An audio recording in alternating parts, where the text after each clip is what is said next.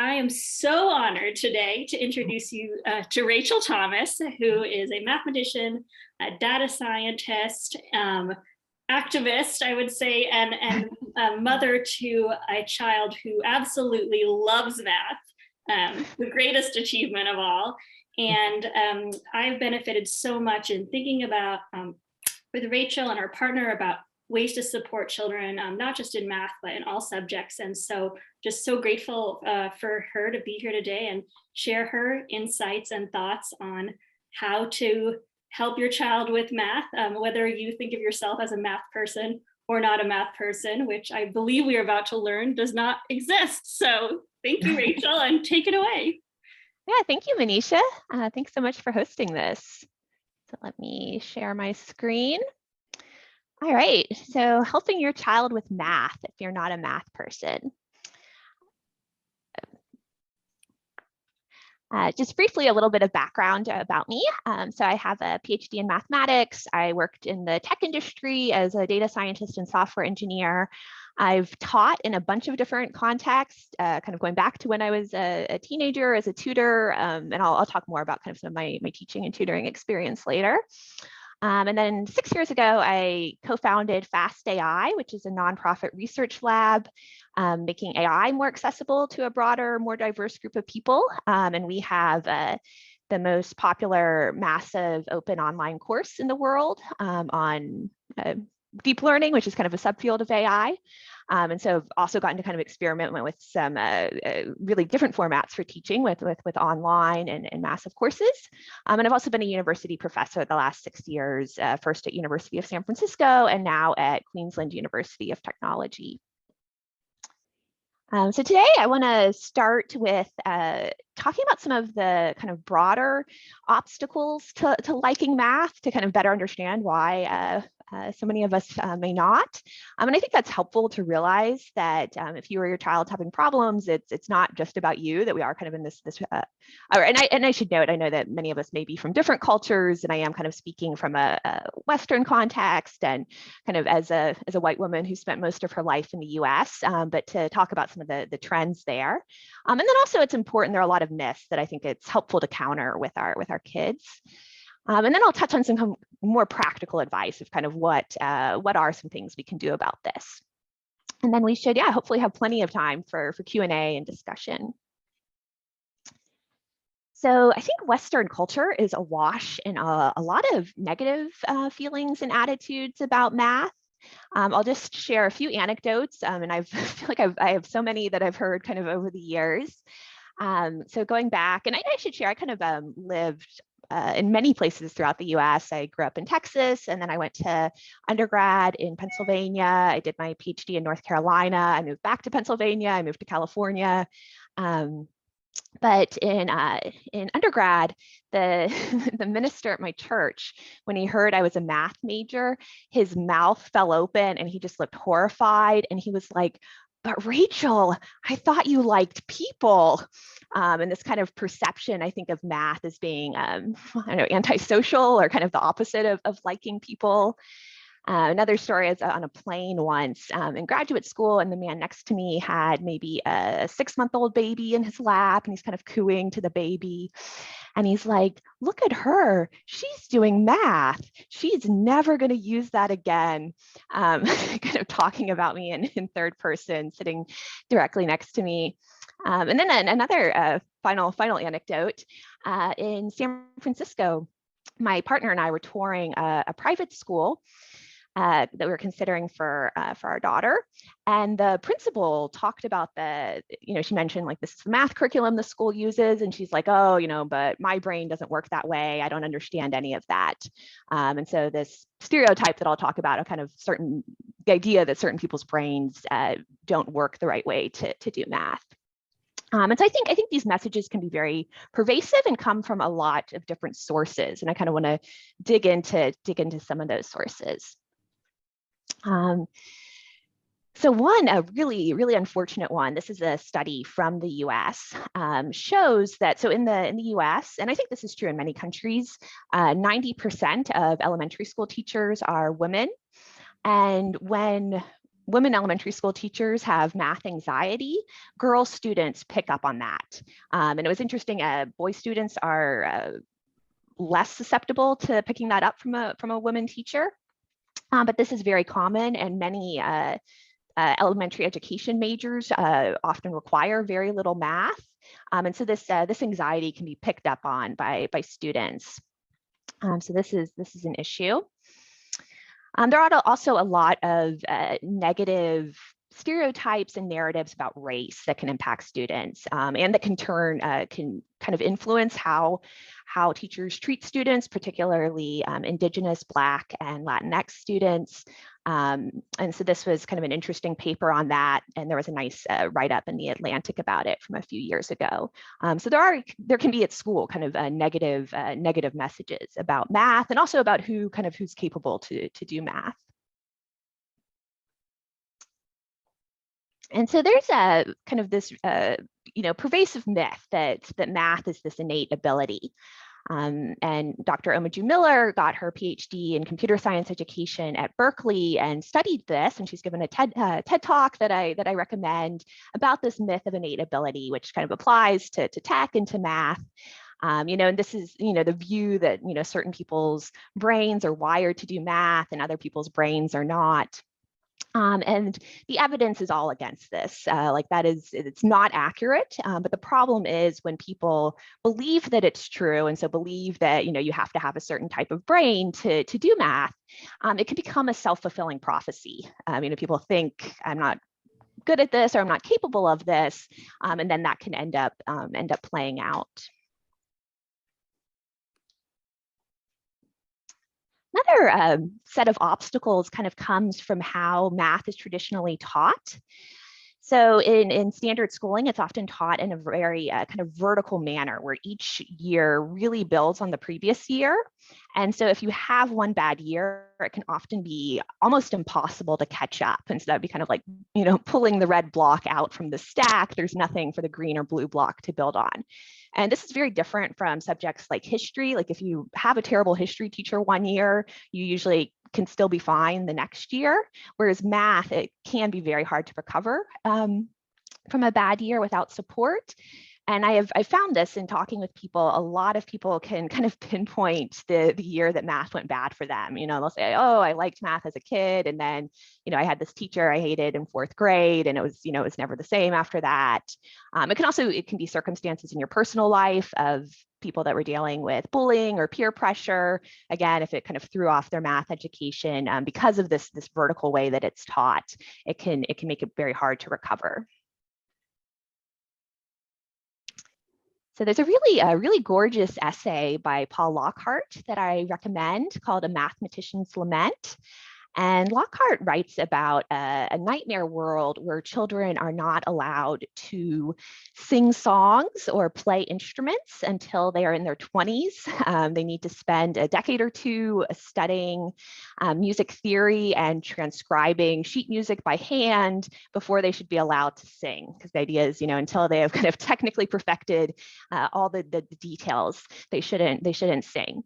And obviously, this is a terrible idea. It's great that we don't do this. But Lockhart argues this is what we do with mathematics.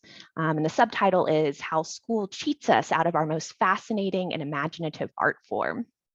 And so that there is a lot of creativity that's possible within math, but that a lot of education is kind of very focused on knowing all the kind of technical details and components in a way that's not appealing.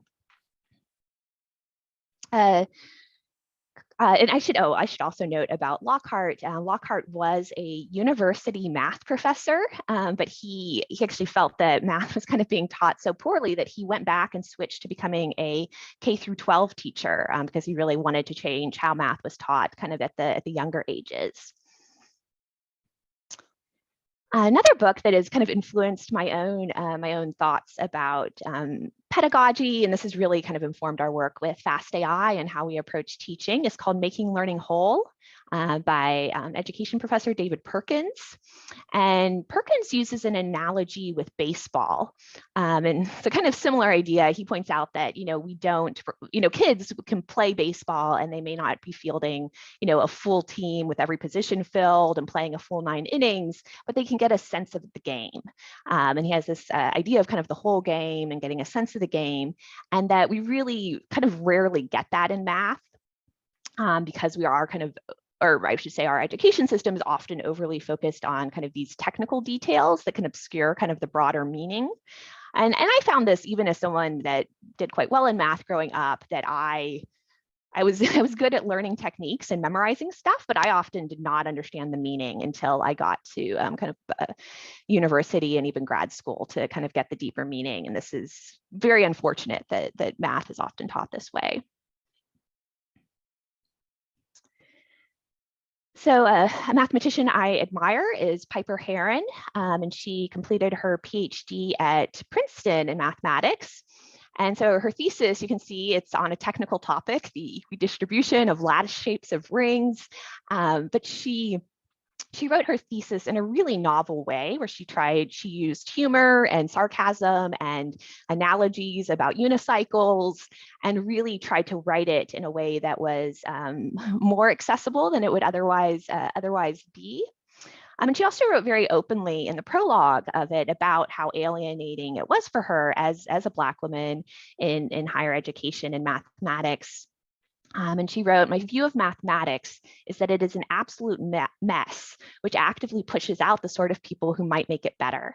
And this is sad, but also resonates with my experience of a lot of kind of toxicity in higher education in math. And it's, I think, important to recognize that, because that does permeate down, I think, and end up kind of affecting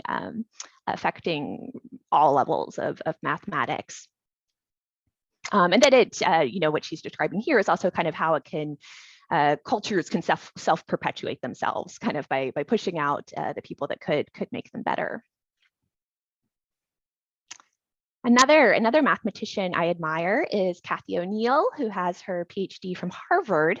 In 2016, she published the book Weapons of Math Destruction, which talked a lot about how data and algorithms are fueling inequality in a kind of a variety of areas, actually including education, but also in the criminal justice system, in employment and hiring, and really looking at the social implications of big data. And she's written an essay, A Mathematician's Secret: We're Not All Geniuses. And she says, "You don't have to become a genius to become a mathematician. If you find this statement at all surprising, you're an example of what's wrong with the way our society identifies, encourages, and rewards talent." And so she kind of addresses actually a few myths here, this myth that you have to be a genius to be a mathematician, also the myth of the lone genius. And she talks about how a lot of work actually is really collaborative, but that's often not recognized or honored. So just in a kind of summary, some of these obstacles in traditional math education include these cultural myths about innate ability, the idea that there's certain types of brains that can do math versus not, which is totally false, myths of the lone genius, racist and sexist stereotypes. Also, adults' math anxiety or negative feelings, and this can even come from teachers, principals, kind of a variety of adults. The vertical manner that math is taught in, where it can be hard without support to recover from a bad year. And then with traditional math teaching, a lack of art and creativity, kind of not showing the whole game, letting children get a sense of the game. Overly focused on memorization, overly focused on techniques without meaning. And I think it's helpful to kind of see what some of these obstacles are to realize that in many ways this is a systemic problem and there's not necessarily going to be a silver bullet, and also to try to counter some of these myths with your kids. So what can we do about this? What are some things that help? I want to start by sharing a pretty transformative teaching experience I had. So I started working as a math tutor, part-time as a teenager, and continued through undergrad and graduate school. And I had taught freshman calculus, kind of as the teacher. And then much later on, kind of after working in industry for a few years, I went back and taught at an all-women coding boot camp. And so this was for adult women that were changing careers. And the first half of the program was kind of much more traditional, teaching a class, and then the students would do exercises in the lab. But then for the second half, the students would build their own projects, and they had a huge amount of kind of freedom in what they chose. And they were often, using libraries I had never seen before. They were all doing something different and complicated. And prior to this, I think I had always seen teaching or tutoring as kind of ideally me guiding a student towards an answer, but there was this assumption like I need to know the answer in advance, and I didn't always, but I often did, and I always felt like I should know the answer in advance. And so helping the students with their kind of differing freeform projects that are all using different libraries was the first time where I really almost never knew the answer in advance, and people would ask questions and it was like, I don't know, and really forced me to recognize that kind of the thing I had to offer was teaching my process of how I find an answer when I don't know it, and what are the things I try first, and what do I look at. And so this was really transformative for me, and something I do try to keep in mind with my daughter, but of modeling, when I don't know something, this is how I try to figure it out. And also being okay going down dead ends, and letting people see this. And so I've tried to keep that in mind, although I think the inclination is still often strong for me to feel like, oh, but I should know the answer. But it's okay to model, and I think it's actually really valuable to model that not knowing.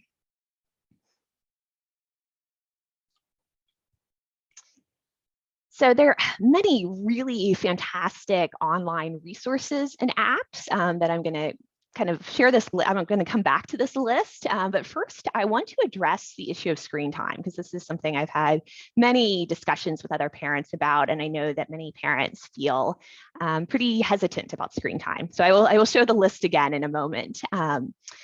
Yeah, so what about screen time?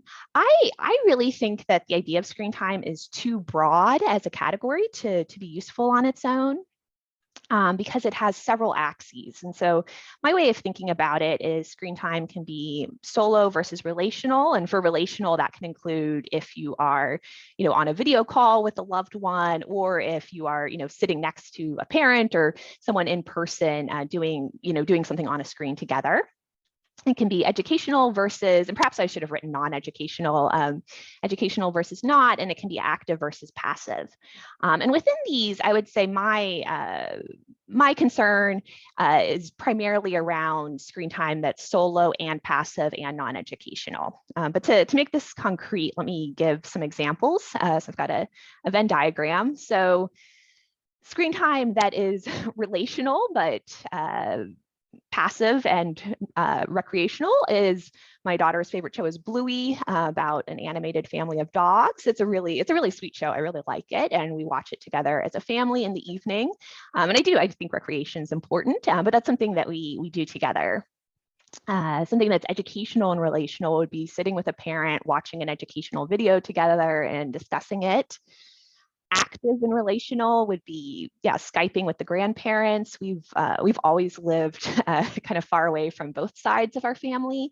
And so kind of from a young age, my daughter's used to, having video calls with relatives, and that's like a meaningful part of our relationships.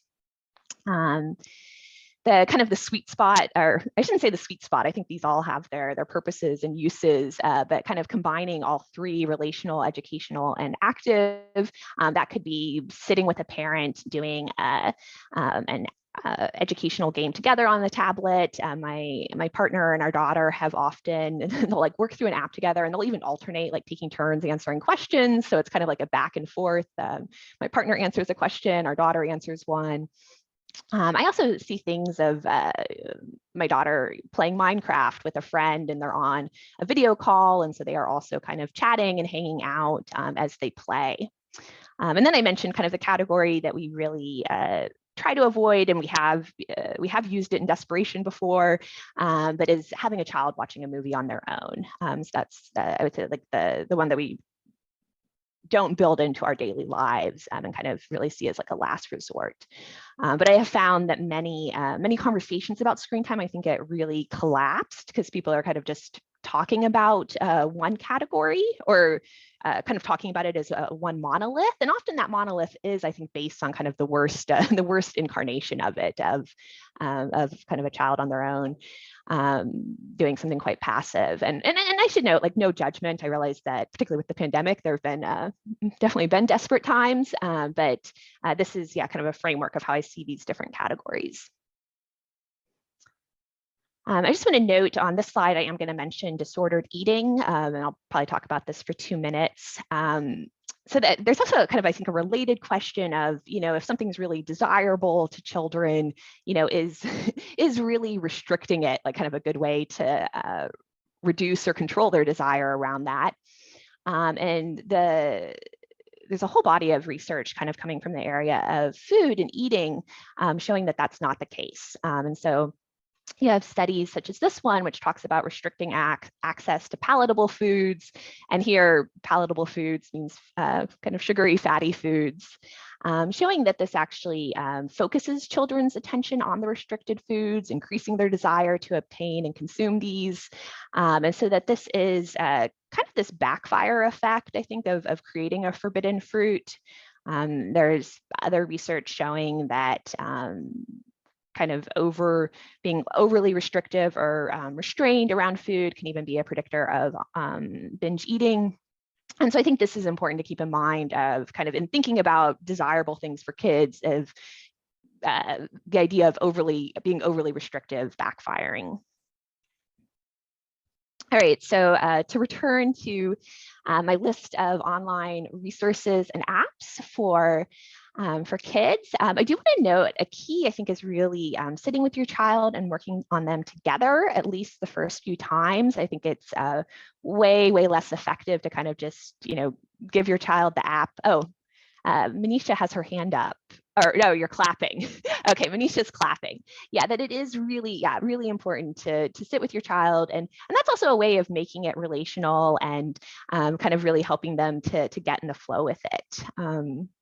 And so, and I also, if you have not checked out educational apps in the last 5 to 10 years, and there have just been, I think, major advances in terms of programs that are incredibly visual and incredibly well thought through, that are really fantastic. And I want to share about another transformative education experience here, and that's with my own daughter.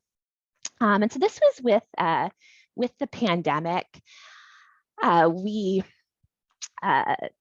the pandemic totally upended our plans, which I think is true for most people. And prior to it, our daughter had attended an in-person Montessori preschool that she was kind of at all day. And then we ended up having her at home with us for 12 months. And so we had not been planning to homeschool, but we ended up trying modulo with Manisha. And my daughter participated in what was called Kids Club. And she was with a group of, I think it was just about 4 or 5 kids. It was quite small, with a tutor.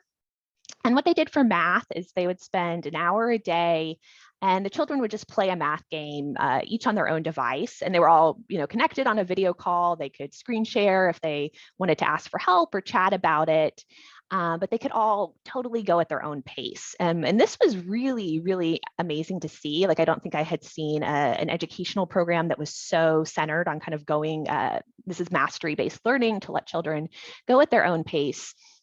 And it was really fantastic. And I think this is another limitation of traditional schooling, is that I think often many of the kids are bored because the subject's going too slowly, and many of the other kids are bored and lost because it's going too quick. And this can even vary from topic to topic. Whereas this approach of kind of each kid getting to work at their own pace was really, really powerful. And I think that most of the kids that did this ended up actually incredibly advanced and covering a lot of material. And we had actually didn't even have any educational goals for our daughter at this time.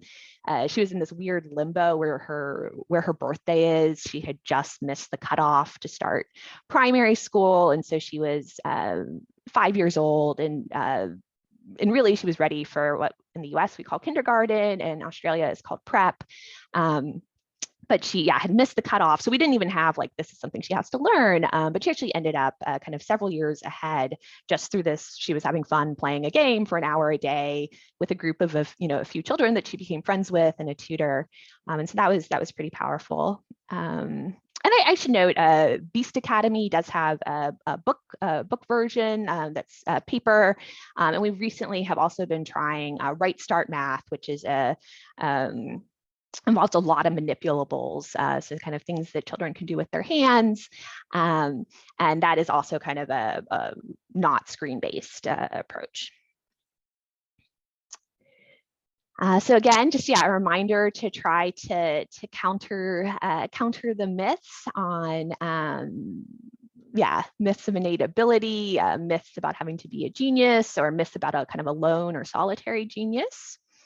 In summary, I think it's helpful to recognize the cultural and structural factors we're facing and some of the challenges with how math is traditionally taught, to counter the myth of innate ability, to be okay modeling not knowing in the process of trying to figure it out, and that it's, I think, fine for your child to see you go down dead ends trying to figure something out, because that is a lot of life, and a lot of solving hard problems is trying stuff that doesn't work at first. Adaptive computer-based learning, I think, is, there have just been so many kind of improvements in this, and really kind of engaging tools that can be supportive, really sitting and working with your child and making it relational. Also say an outside tutor can be helpful to change the dynamic. Sometimes I know, so I've gotten into this with my daughter and practicing the piano. If my partner or I suggest it, she really doesn't want to do it. But recently we've tried kind of having her do it on a video call. And if somebody else suggested it, it's like, oh, sure, I love playing the piano. And you can kind of sometimes change up the dynamic. So that's some advice I have. And I see that there are comments in the chat. I actually haven't been checking because I can't read the chat while I talk. But let's head into Q&A, and I will catch up on the chat as well. Wonderful. Thank you so much, Rachel. This was absolutely fantastic. I think, should we stop screen sharing so we can see? Oh, yes. Let me stop sharing. There you go. And thanks again to everyone who came out today. And it was such a rich and wonderful presentation, and so fun thinking back on these last 2 years of checking out different apps and seeing what works and what doesn't. And I really want to highlight one of the big points you made, which is around modeling.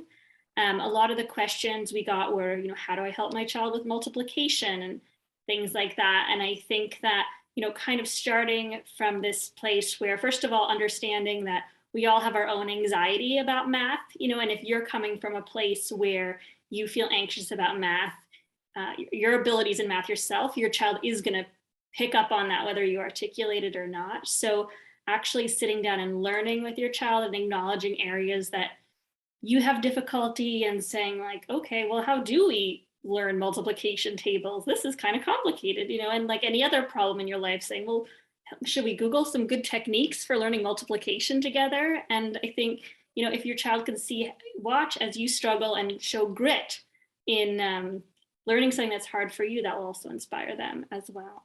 So so I think most of the comments were complimentary, Rachel, and we will send the resources that Rachel suggested to everybody after the workshop. And so, if you have a question, feel free to put it in the chat or raise your hand. I think we have a great question here from Madeline. Would you recommend these for older math phobic adults, older teens? What else do you recommend? So that's, and I should also, say that kind of having a younger child, I'm still learning about and exploring options for older children. It's actually really, I think I would defer this to you, Manisha. I mean, I will say my partner is actually doing a kind of a deep dive on various math curriculums right now, and is going to write something about this. Something we are seeing also is that there's no one math curriculum or one math app that does everything well. There is they all have different strengths and weaknesses. And so there is also an element, I think, of kind of tailoring of kind of what in particular you're studying, and then what are the strengths of, some are, I think, great at being visual or great at having manipulables where you're kind of able to engage in this more tactile way. But that it's, I don't know that there's anything that does everything, or in fact, there's not anything that does everything well. Yeah, so in the beginning of the pandemic, I did dozens of consultations with parents around their children. I think there are definitely different tools that work better for different kids. And when you have a teen who over the years has developed really low confidence in their ability to do math, which I think primarily comes from trying to catch up with other kids in your class. Everyone is supposed to learn at the same rate, but in fact, people learn at different rates, and then you miss an important concept and you fall behind. You start thinking you're terrible at math, or maybe you're brilliant at math, but you're a terrible test taker, all these different kinds of problems. So it wasn't on Rachel's list, but one of the tools I like to start teens out with is just Prodigy Game.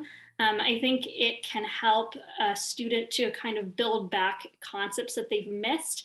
And what's nice is they're kind of these big, you can win battles and get points. And so I found with kind of 12 or 13-year-old crew, it was just a foundation that helped them start feeling like they were actually good at math and they could catch up at their own rate. And then on Modulo, we actually built a curriculum planner where you can answer a couple questions about your child's learning style and get tools recommended to you. And I found that's pretty consistently good across the board. So sometimes you can use that as well. And I recommend playing around a little bit and going from there. Hope that's helpful. Yeah, go ahead, Rachel. Sorry. I would say, so I see a question from Julie. It's one thing to encourage development into healthy math mindsets at a young age, but how would you approach a student who already is kind of set in these negative math beliefs, say in high school or middle school, especially while trying to avoid sounding like you're just lecturing? And I think that can be a tricky balance. I do think as students get older, they also can hear some about hear more about the kind of the origins of these beliefs. And I think it's helpful to hear the research on kind of how pervasive these myths are and that they're not true. Something else, I actually almost had a slide on this, is I know there's been research, say from like UC Berkeley, where they overhauled their engineering curriculum to include a lot more kind of problems related to social good around like cleaning water, or kind of more applications that had kind of like clear social benefits, and found that this really increased the number of women majoring in engineering. So I know sometimes the kind of the particular application or being able to connect it to something that the teen cares about could potentially be helpful. Do you have anything to add, Manisha? Or yeah, I think always as a tutor, my first step is building confidence in the student's ability to do it. So even if you can help them kind of score really well on one quiz, and that afterwards, but I always say I always start with number one, acknowledging feelings. Math is really frustrating. I felt that too in this context, in this context, in this context. I think that we can find some good tools to help you improve at math. Are you open to trying? And then as the student sees that they are succeeding, then they start building confidence, and it kind of spins out from there. But I think that always when communicating with young children or teens, starting with where they're feeling right now, not jumping to, oh no, you're good at math. Oh no, you can do it, but this is frustrating. I've felt this way too. Here are some things I think that can help. Are you open to trying? Yeah, no, I definitely agree with that. I guess another thing I thought of also is I feel like to not push on things that they hate. Like I definitely, like if we see my daughter doesn't like something, we don't force it because we don't want her to feel more negatively, but really kind of trying to find, is there something else that she'll be more amenable to, and showing like, I think, yeah, acknowledging like, hey, you really don't like this particular thing. Or so next question from Madeline. Any tools you would recommend for folks with learning disabilities who have trouble with notations? Yes, I think if if you're having trouble with kind of the math notation, I'm still maybe early in this, but I think potentially something like Right Start could be helpful with. It's just a lot of kind of physical objects that you move around. And so I think that could be helpful, that it's kind of less, seems less notation based so far. Or even, I think Matific was pretty good at having a lot of kind of visual, like you're seeing the areas or the shapes. So I would think recommend towards kind of physical objects, and also visual things that are less centered on kind of just written notation.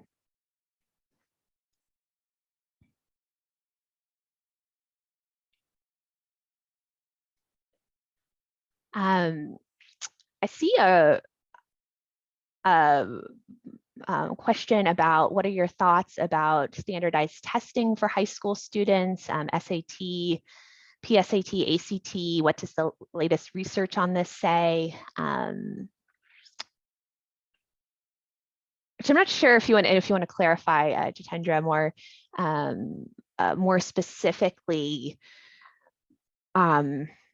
I think standardized tests are still required many places, so they can, they're necessary. I know some colleges are doing away with them now. I do think it's, it's been unfortunate and harmful that so much of our education, or sorry, I shouldn't say our, but I know U.S. education system has really, focused on teaching towards to various tests, and that's been pretty harmful. But at the same time, these tests can act as gatekeepers for opportunities, and so can be necessary. But feel free to clarify if you wanted, if that's not the question you are asking. Jessica asked, and yeah, hello, Jessica. It's good to see you again. Are there any good resources for high school age children? I know my child is very much into art, but is feeling doubtful about her math ability despite being quite good at it. That's a good question. Something that springs to mind, I think, for someone good at art, and you're probably already doing this. I mean, I would definitely recommend some of the kind of artistic computer programming options. I think with JavaScript, you can do some really kind of visually appealing, fun things that I think would be appealing to an artist, as well as kind of looking at kind of various AI artistic generation tools that I think could hit from the art angle and kind of also have a pathway into further math.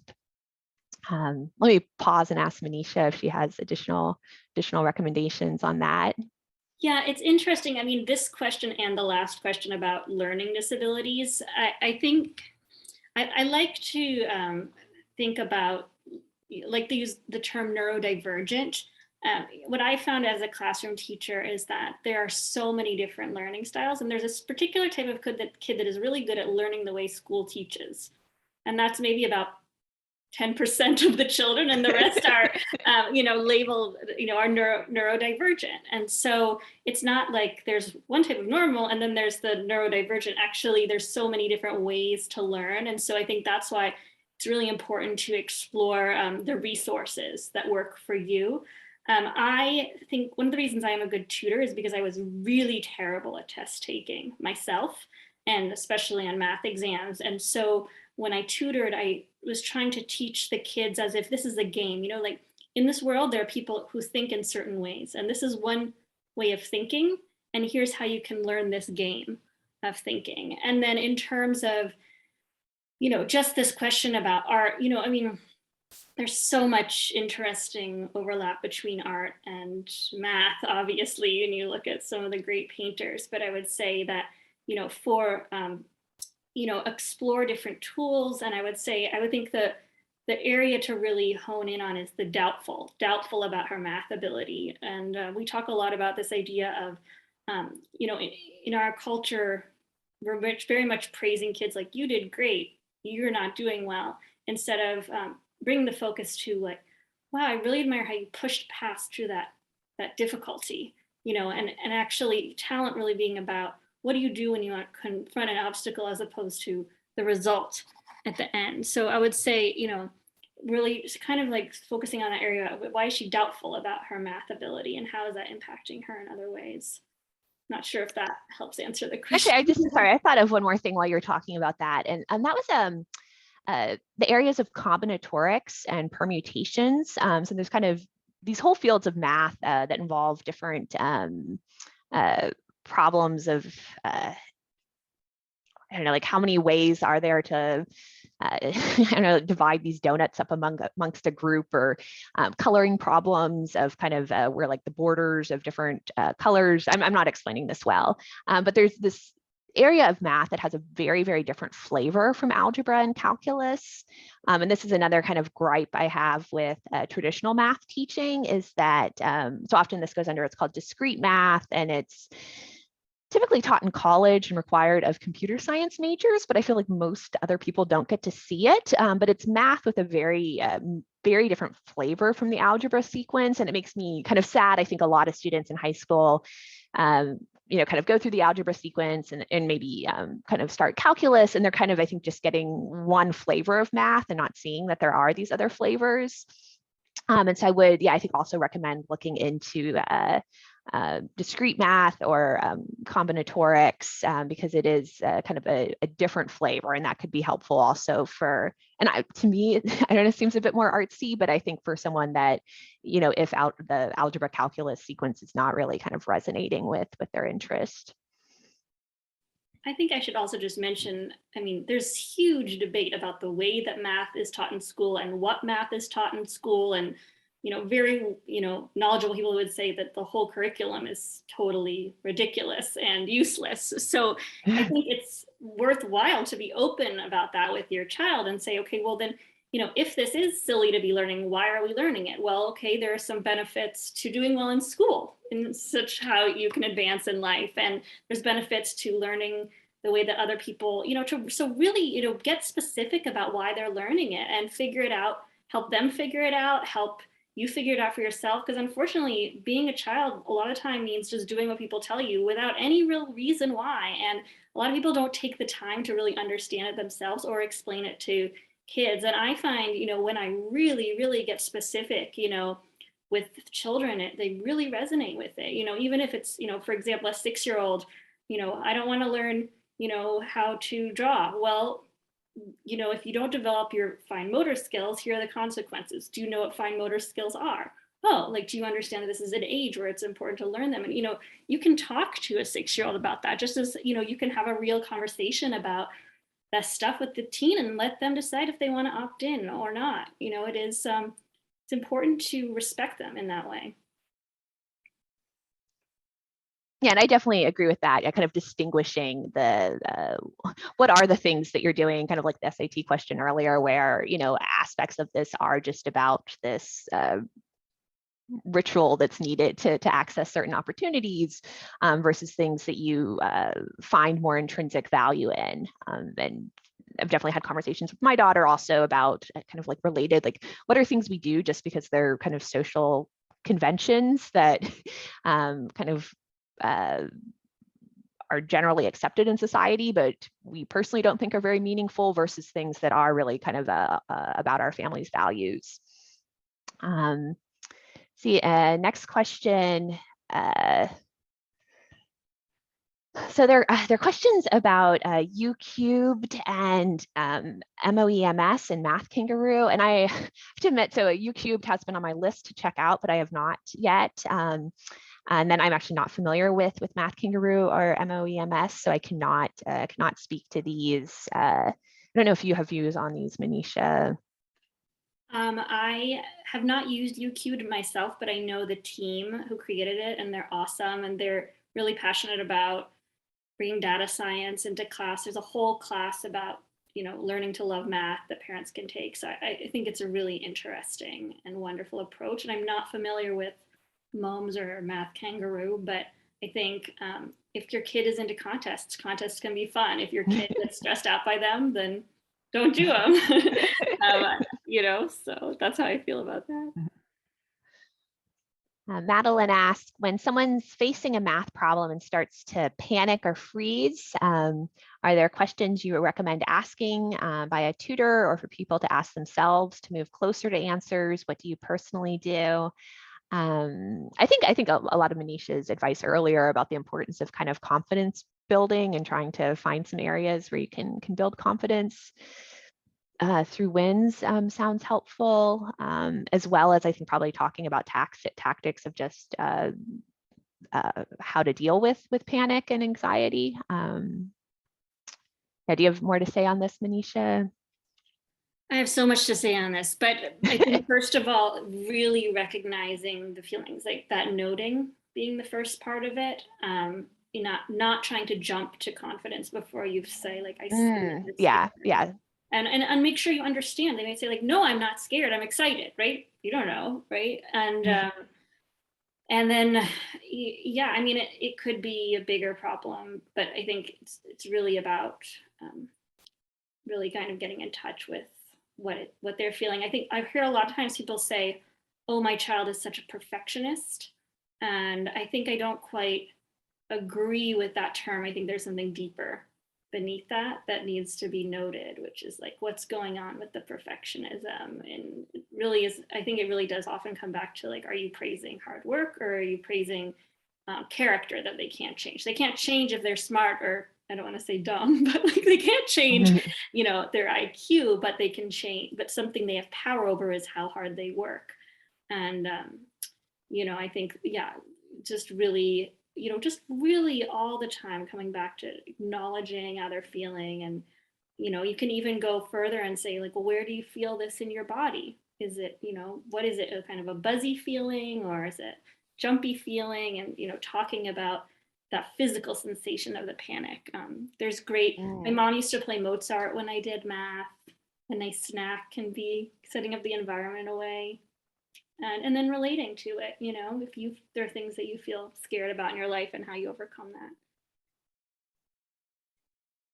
Yeah, no, that's great. Yeah, and I definitely second and agree with acknowledging and understanding the kind of the underlying feeling.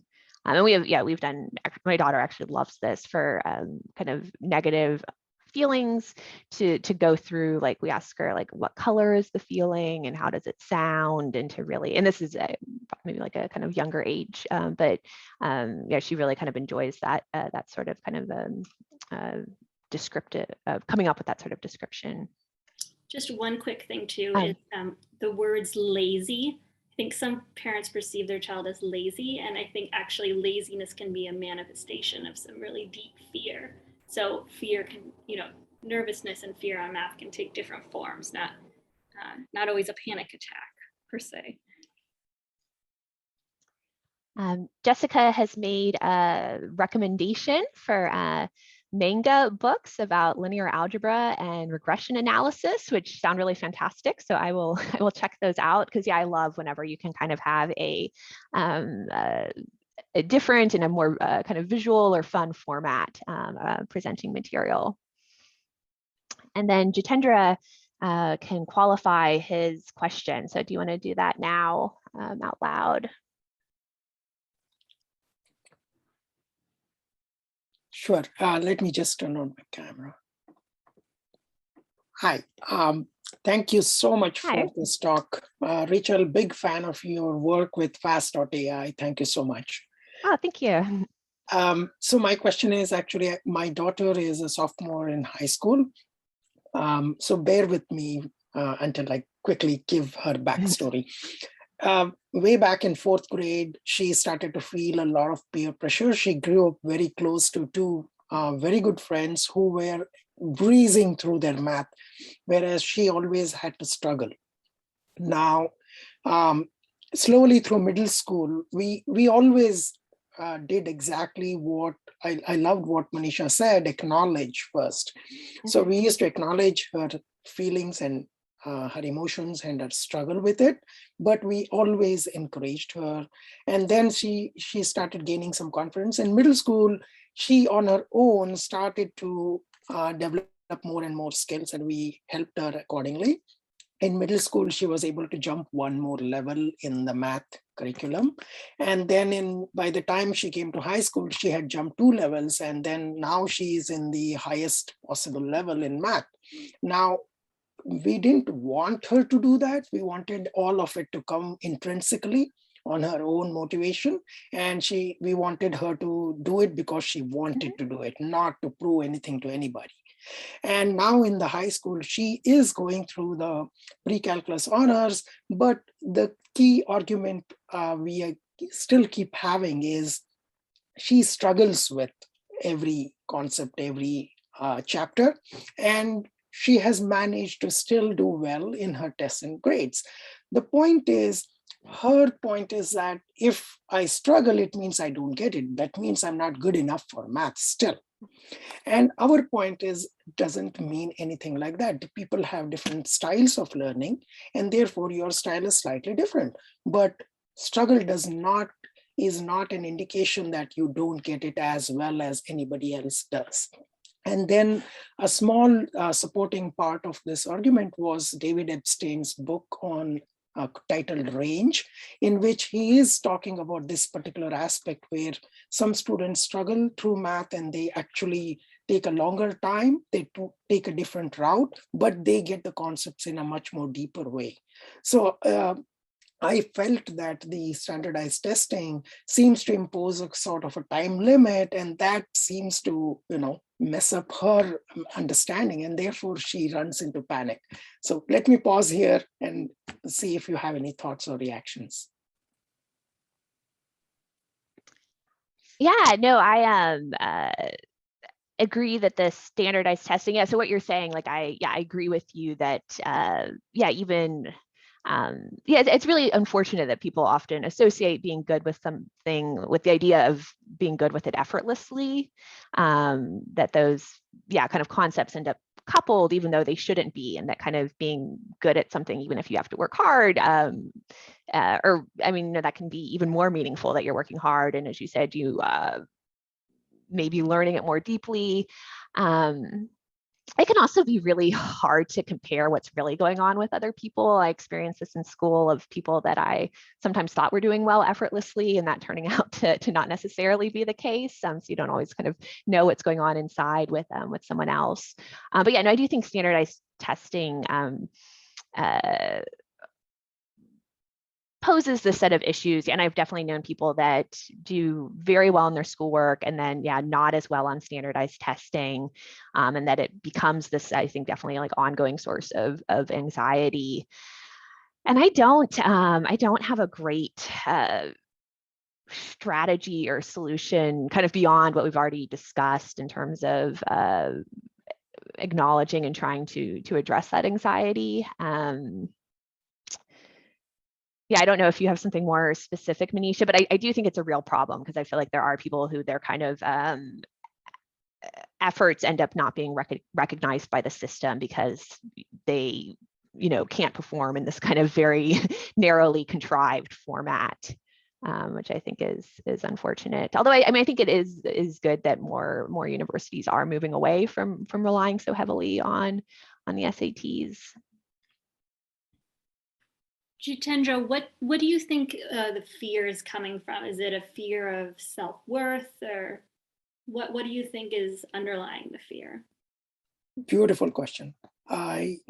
We feel that over the years, the way my wife and I have worked with her is we feel she's gently but slowly but surely picking up that level of self-worth and confidence. But I think the entire mechanism where the teachers are under pressure to finish certain portions and they have to finish certain topics, and therefore there is a certain degree of rush in the classrooms, and then you got to finish off some homework, a huge amount of assignments and stuff. I think that is what is putting some amount of pressure on the students in general. Some of them just breeze through it, some of them take a little longer, that's all. inwardly, I'm confident that this is going to work out. Do you think, I mean, in terms of this test itself, what do you think that means to your daughter to do poorly on the test or not do as well she hoped? What does that signify to her? What would be like the statement that comes to her mind? Lovely question again. For her, it is a question, it feels like self-worth. And we try to tell her it has nothing to do with her as a person or her abilities. It has to do with the testing criteria, the way, the mechanism the test is framed.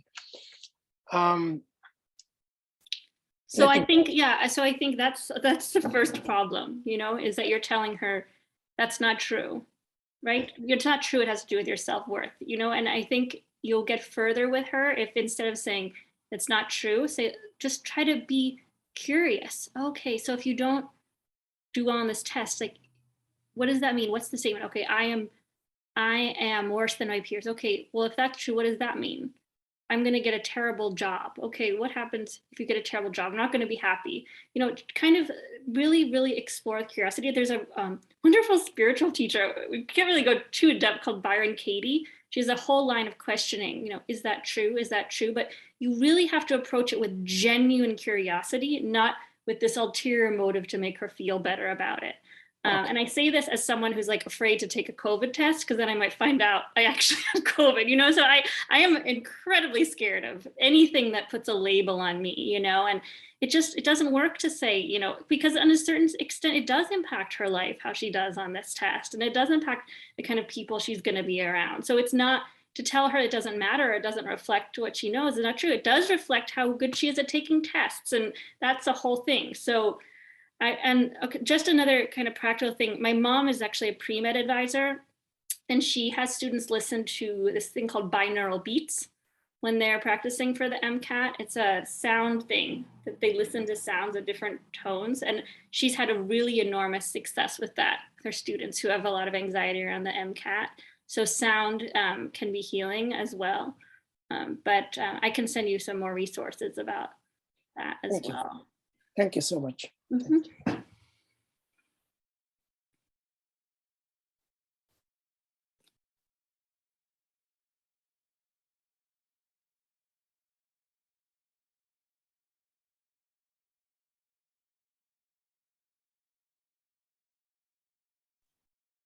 Yeah, so I see a question from Madeline. If you were to use AI to help people learn math, what are some most predictive factors to consider, and what should be the things you optimize for? Yeah, I mean, that's kind of getting at, I think, why I wouldn't necessarily want to be using AI in this way of just I mean, I think there are some great programs that, you know, I think adaptive learning, and it may not be AI, but is using some sort of algorithm to kind of up the, if you're getting things seem too easy for you, to up the difficulty level. I think it's hard with, I mean, with math, kind of a goal. Primary goal is I want people to enjoy it, and I want them to also understand it. And so I don't think it can be kind of boiled down to a, I don't know that it can even be boiled down to kind of a slate of metrics. And then I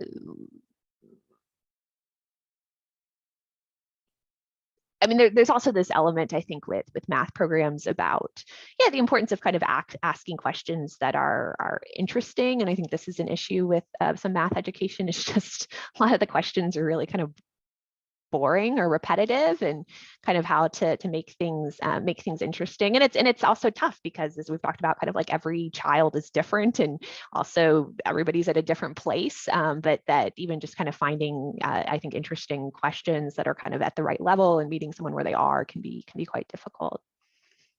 I shared a link in the chat to some of the research that I mentioned around Berkeley's engineering program, and this is by kind of one of the researchers that worked on that. Sorry, that's a separate question, but there had been a follow-up question about the kind of social good engineering applications.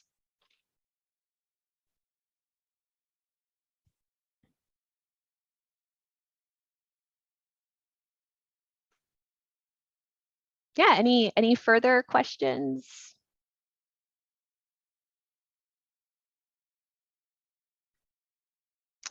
Yes, the recording will be made available. Will be publicly shared. Rachel, I have a question.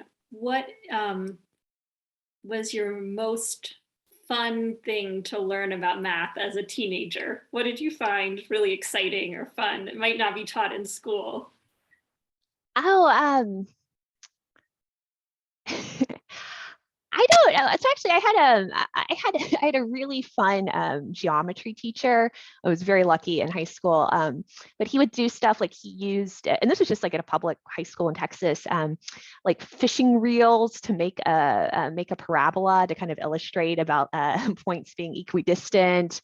Or I can remember him like drawing on the ceiling. I don't know. That was, I guess, a kind of a fun math experience. And he had us do a lot of visual things, like we had to create our own tessellation, and I made one of octopi that I was really proud of. So that was, I don't know, a fun, kind of fun math experience for me. Yes, Madeline has a great one too, I think, to wrap up the call. What is the most beautiful idea in math to you? The most beautiful idea. It's not maybe a single idea, but I really, I think linear algebra is so eloquent. Oh, actually, sorry, I just remembered this. A resource for teenagers and older kids would be 3 Blue, 1 Brown. Does incredibly just beautiful videos, and he had to write his own graphic software library to create the visualizations he wanted. Actually, I'll throw a link in there. 3 Blue, 1 Brown does just really fantastic, and I think for anyone that likes art would enjoy these videos. And so I definitely recommend those for teens and older children. So I think as a field, though, I found linear algebra so beautiful, and 3 Blue, 1 Brown does a great great series on linear algebra and really showing about how it's kind of transforming vector spaces, but you can think of it as kind of transforming these shapes, and he illustrates that in a really beautiful visual way. Wonderful. Well, thank you so much for today, Rachel. And just to reiterate, this is our kickoff event for the new tutoring company we've started. Tutora is really focused in a lot of the ideas we've talked about around reinforcing grit and helping students build confidence around math, and really supporting that intrinsic desire to learn and the intrinsic talent that every student brings. And we also do a lot of interesting things in online learning in terms of incorporating educational apps with the support of a tutor. Then we also run Modulo, and Modulo is a tool to help parents participate more in their child's education. We have a curriculum planner on the site where you can explore different resources to support your child with math and other subjects. And then, of course, we have masteryhour.org, which is our nonprofit that provides unlimited free math tutoring to any child who needs it, with really wonderful, generous college student volunteers. And I'll just put the resources in the chat. And especially for Tutora, 100% of profits are going to support Mastery Hour, and we're just getting started. So we would really appreciate your referrals to schools, school counselors who might know students who would benefit from tutoring. And I am happy to talk to any family who needs extra support. I'm going to send you all links to the recording and the resources after the talk. And thank you so much for putting an hour aside in your Saturday or Sunday, if you're in Australia, to meet us today. And once again, thank you so much to Rachel. I think this is one of the best presentations we've ever hosted. It was so wonderful listeing to you. And thank you, Manisha, for organizing, and and thank you for everyone who came, and thanks for all the great questions. This was really fun. Wonderful.